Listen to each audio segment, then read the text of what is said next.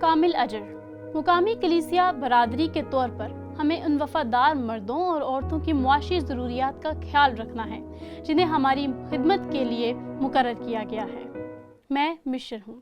اس خط کے اختتام پر پالوس نے کریتے کے ایمانداروں کو اس اصول پر عمل کرنے کی ترغیب دینے کے لیے ایک بہت ہی عملی صورتحال کا استعمال کیا، اور یہاں ہمارے پاس عملی صورتحال ہے جو تیتس کے باب 3 آیات 13 اور 14 میں بیان کی گئی ہے، اور اس میں 2 لوگ شامل ہیں، زیناس کے نام سے ایک آدمی اور اپلوس نام کا ایک آدمی، اور اس کا تعلق اس کی معاشی ضروریات کو پورا کرنے سے ہے۔ تو آئیے اسے پڑھیں۔ یہ کیا کہتا ہے؟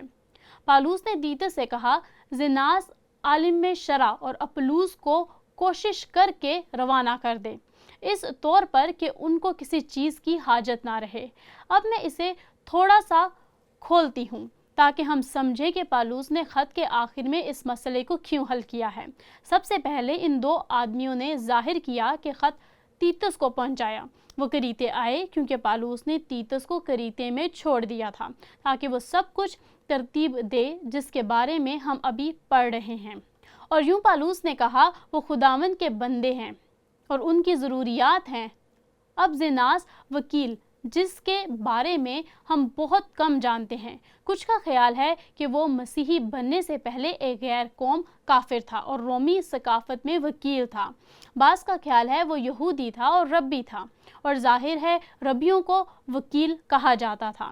یسوع نے انہیں وکیل کہا کیونکہ وہ پرانے عہد نامہ کے قانون کی تشریح کرنے والے تھے، اور قطع نظر اس کے کہ وہ کون تھا، وہ مسیح کے پاس آیا تھا اور وہ مسیح کی خدمت کر رہا تھا، اور وہ اپنا بہت سا وقت پالوس کی خدمت کی مدد کے لیے اپنے مشن کو انجام دینے میں لگا رہا تھا، اور وہ ہے غیر قوموں کی دنیا تک پہنچا۔ اب اپلوس کے بارے میں ہم بہت کچھ جانتے ہیں۔ وہ یہودی مذہب تبدیل کرنے والا تھا۔ وہ بہت پڑھا لکھا آدمی تھا۔ مذہبی علوم میں اس کا پس منظر یونانی علوم میں، رومن علوم میں بہت واضح ہے، اور وہ پالوس رسول کی مدد کرنے کے لیے ایک عظیم روحانی پیشوا بن گیا۔ اور یہاں یہ 2 آدمی ہیں، اور جو پالوس کہہ رہا ہے وہ یہ ہے، ان کے سفر میں ان کی مدد کرنا یقینی بنائیں۔ وہ آپ کے پاس آئے ہیں، اب ان کی کچھ معاشی ضروریات ہیں، اور تیتس اس بات کو یقینی بناتے ہیں کہ ان کا مالی طور پر خیال رکھا جائے۔ ان کے دسترخوان پر روٹی، ان کی پیٹھ پر کپڑے، پاؤں میں جوتے، بہت عملی ضروریات۔ لیکن پھر مجھے پسند ہے کہ پالوس نے یہاں کیا کہا، کیونکہ اس کا تعلق ایک اور قول سے ہے۔ میرے خیال میں اس نے فلپیوں کو لکھا تھا جب انہوں نے اس کی مدد کی جب وہ جیل میں تھا، اور یہ تھا، وہ کہتا ہے، ہمارے لوگوں کو اپنی ضروریات کے لیے اچھے کاموں کے لیے وقف کرنا سیکھنے دیں۔ وہ کیا بات کر رہا ہے کہ ایمانداروں کی حیثیت سے جن کی خدمت یہ لوگ کرتے ہیں، ہمیں ان کی اہم ضروریات کے لیے اچھے کاموں کے ذریعے ان کی مدد کرنی چاہیے، ان کی معاشی ضروریات۔ اور پھر فرماتا ہے، پس وہ بے ثمر نہ ہوں گے۔ اور اس نے مجھے اس وقت متاثر کیا جب میں اس کا جائزہ لے رہی تھی، جو اس بات سے مطابقت رکھتا ہے کہ پالوس رسول نے فلپیوں کو اس وقت لکھا جب وہ جیل میں تھا اور اسے ایک تحفہ ملا تھا۔ اس نے فلپیوں کے باب 4 میں ان سے کہا، ایسا نہیں ہے کہ میں تحفہ چاہتا ہوں، یہ ہے کہ میں جنت میں آپ کا بینک اکاؤنٹ بنانا چاہتا ہوں۔ یاد ہے جب اس نے کہا تھا کہ ان کے اچھے کام آسمان پر درج ہوں گے کیونکہ انہوں نے پالوس کی خوشخبری سنانے میں مدد کی ہے۔ وہ یہاں وہی بات کہہ رہا ہے میرے خیال میں جب اس نے ان کو لکھا، تیتس کو اور پھر کلیسیا کو، تاکہ وہ بے ثمر رہیں۔ پھل کیا ہے؟ اس کے ابدی انعامات ہیں جو ہمیں خدا کے لوگوں کی خداوند کے کاموں کو انجام دینے میں سخاوت کرنے پر ملے گا۔ اور آپ جانتے ہیں کہ ہم ان ابدی انعامات کے ساتھ کیا کریں گے؟ ہم ان کو مسیح کے قدموں میں رکھ کر ابدیت گزاریں گے، صرف اپنے لیے نہیں لیکن ابدیت تک خدا کی عبادت کرنے کے لیے ہمارے پاس پھل ہے، اور میں اس سے محبت کرتی ہوں۔ اب یہاں کیا ہوا؟ جوہر میں ایک وضاحت۔ زیناس اور اپلوس کریتے میں اس وقت آئے جب تیتس کلیسیائیں قائم کر رہا تھا۔ ایسا لگتا ہے کہ انہوں نے پالوس کا خط تیتس کو پہنچایا، جس سے پالوس نے تیتس کو ہدایت کی کہ وہ اس بات کو یقینی بنائے کہ ان کی مادی ضروریات پوری ہوں تاکہ یہ دونوں آدمی اپنا مشنری سفر جاری رکھ سکیں۔ समझ में आता है कि उनके पास आमदनी का कोई दूसरा जरिया नहीं था। इस मकसद को पूरा करने के लिए तीतस को इस ज़रूरत को करीते के ईमानदारों के साथ बांटना था, ताकि वो इन मर्दों की देखभाल कर सकें जब वो करीते में थे। और उनके जाने के बाद अब एक और अहम वजह है कि पालूस ने ये अल्फाज क्यों लिखे, क्योंकि उस वक्त करीते में झूठे नबी थे जो सिर्फ पैसे के लिए करते थे, और वो उन दो आदमियों की तौसीक करना चाहता था। वो उन झूठे नबियों की तरह नहीं थे। और पालूस ने शुरू में इन झूठे नबियों के बारे में क्या कहा, और मैं इसका जायज़ा लूँगी। तीतस 10 बाब उसकी 1 से 11 तक। क्योंकि बहुत से बागी लोग हैं जो खाली बातों और फरेब से भरे हुए हैं। वो कह रहा है ये अप्पलूस नहीं है, ये ज़ेनास नहीं है। ख़ास तौर पर वो लोग जो खतना करने वाली जमात से हैं। ये दोनों आदमी शायद यहूदी थे। हमें यकीन नहीं है, उनकी खामोशी करना ज़रूरी है। ये झूठे नबी हैं। वो बेईमानी से पैसे हासिल करने के लिए सिखाकर पूरे घर को बर्बाद कर रहे हैं, और उन्हें क्या नहीं करना चाहिए। क्यों? तो यहाँ 2 आदमी ये ख़त पहुँचा रहे हैं। उनकी जिस्मानी ज़रूरियात हैं, उनके तजर्बे की वजह से शकूक क्या हैं, और पालूस इस बात को यकीनी बनाना चाहता था कि वो जानते हैं ये नहीं है झूठे नबियों के बारे में। ये बयान ज़ेनास और अप्पलूस पर लागू नहीं होता, बल्कि उनके बिल्कुल खालिस मकासद थे, और पालूस उसका दफ़ा कर रहा है, उनकी तौसीक कर रहा है। और इसलिए तौसीक बहुत ज़रूरी है, क्योंकि ज़ाहिर है कि बाज़ औक़ात लोगों में एतमाद की कमी होती है। क्योंकि अगर आप देखें कि आज हमारी दुनिया में क्या हो रहा है, वहाँ बहुत से झूठे नबी हैं जो सिर्फ पैसे के लिए हैं, और ये लोगों को इस मामले में तंग करता है कि आप किस पर भरोसा करते हैं। और हम सबको तौसीक की ज़रूरत है, खुदा के लोगों को तौसीक की ज़रूरत है। लेकिन जब लोगों की मदद करने की बात आती है तो इससे हमें खुदा की मर्ज़ी पूरी करने से नहीं रुकना चाहिए। यहाँ एक और मिसाल है, और मैं इससे मोहब्बत करती हूँ। ये एक और तारीफ़ है, और इसका ताल्लुक़ फ़ीबे नाम की एक औरत से है, और ये वही है जो पालूस ने रोमियो के नाम ख़त के आखिर में लिखा है। और ये दिलचस्प है, उसने ख़त के आखिर में ये लिखा है, बल्कि इसी तरह जैसे तीतस को उसका ख़त में तुमसे फ़ीबे की जो हमारी बहन और किनख्रिया की कलीसिया की खादमा है सिफारिश करता हूँ। ये बिल्कुल करीब है। वैसे कुरंत का शहर कि तुम उसे खुदावंद को में कबूल करो जैसा मुकद्दसों को चाहिए, और जिस काम में वो तुम्हारी मोहताज हो उसकी मदद करो, क्योंकि वो भी बहुतों की मददगार रही है, बल्कि मेरी भी। अब वो रोम में है, वो आगे कहता है, क्योंकि बेशक वो बहुत से लोगों की मोहसन रही है, और मेरी भी। और बहुत से लोग हैं जो मानते हैं कि वही औरत थी जिसने पालूस का ख़त पहुंचाया था, किनख्रिया से लेकर रोम तक, रोमी मसीहियों तक। क्या आप तसव्वुर कर सकते हैं कि इस खातून ने खुद ही ये सफ़र किया, जो बिलाखिर नए अहदनामा की सबसे अहम किताबों में से एक बन गई। इसे अंदाज़ा नहीं था कि उसके पास क्या है, लेकिन पालूस ने इससे ये काम सौंप दिया, और उसने उसकी तायीद की, और रोमी ईमानदारों से कहा इसका ख्याल रखना। वो एक ईमानदार औरत थी, और वो आपकी मदद की मुस्तहिक थी।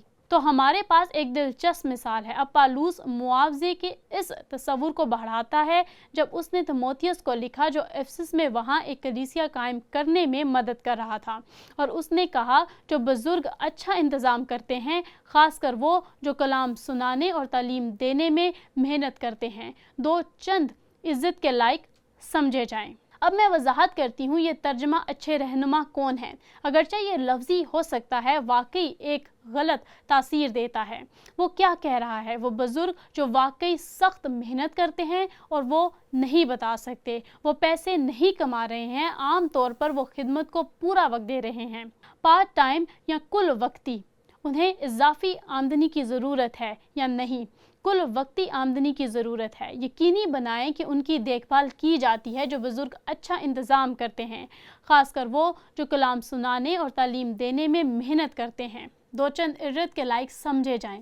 और वो लफ्ज़ है, वो यूनानी लफ्ज़ हमें बुनियादी तौर पर हमारा अंग्रेज़ी लफ्ज़ मुआवजा देता है। मुआवजा ख़ुसूसन वो लोग जो तबलीग और तालीम में मेहनत करते हैं, क्योंकि किताब मुक़द्दस ये कहती है कि दाएं में चलते हुए बैल का मुंह ना बांधना, और मज़दूर अपनी मज़दूरी का हक حقدار ہوتا ہے۔ اور جب میں اس آیت پر غور کر رہی تھی، یہ ہدایت جو پالوس نے افسس میں تیموتھیوس کو اس کلیسیا کے بعد دی تھی جو بہت بڑی تھی اور بڑھ رہی تھی۔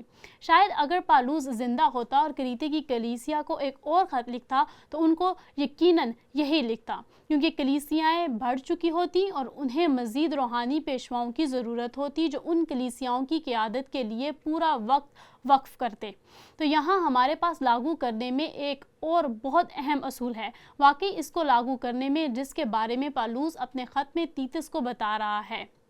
نیز تیموتھیوس کو اس کا خط اب یہاں ایک عکاسی اور جوابی سوال ہے۔ کلیسیا ان لوگوں کی مادی ضروریات کی دیکھ بھال میں زیادہ وفادار کیسے بن سکتی ہے جو ان کی وفاداری سے خدمت کرتے ہیں؟ اور میں نے یہ مثال ایک اور موقع پر شیئر کی ہے، لیکن یہ ان کلیسیاؤں میں سے ایک میں ہے جس میں نے خدمت کی اور چرچ شروع کیا، اور یہ بڑھتی اور پھیلتی جا رہی تھی، اور در حقیقت ایک وقت میں ہمارے پاس 70 کل وقتی پادری تھے۔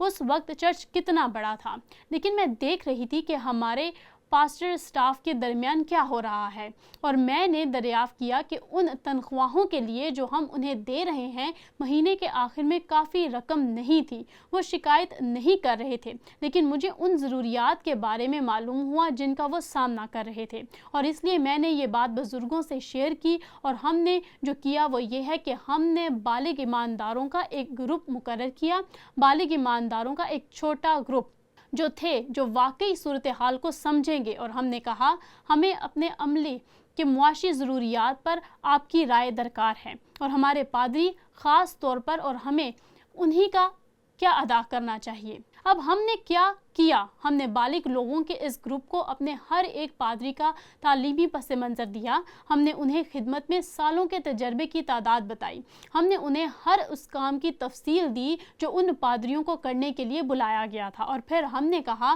اس کمیونٹی میں مادی ضروریات کو پورا کرنے کے لیے کیا ضرورت ہے اس کے پیش نظر۔ اور یہ آپ جانتے ہیں کہ ریاستہائے متحدہ میں مختلف جگہوں سے مختلف ہوتی ہے۔ اس ثقافت میں، اس کمیونٹی میں ہمیں اپنے پادریوں کو کیا ادا کرنا چاہیے، اور انہوں نے اسے بہت سنجیدگی سے لیا۔ اب وہ نہیں جانتے تھے کہ ہم انہیں کیا ادا کر رہے ہیں، وہ نہیں جانتے تھے کہ ان کی ادائیگی کے لیے ہمارا بجٹ کیا ہے۔ انہوں نے صرف ان علاقوں کو دیکھا، اور وہ کچھ دلچسپ سفارشات لے کر ہمارے پاس واپس آئے، اور ہماری حیرت کی بات یہ ہے کہ کچھ حالات میں انہوں نے کہا کہ ہمیں تنخواہ دگنی کرنی ہے۔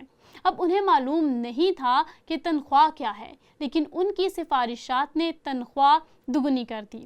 ہمارے لیے ہمارے پادریوں کی ضرورت تھی، یہی وجہ ہے کہ مہینے کے آخر میں ان کے پاس اتنی رقم نہیں تھی، یہاں تک کہ دینے اور بانٹنے کے قابل ہونے کے لیے جیسا کہ وہ کرنا چاہتے تھے۔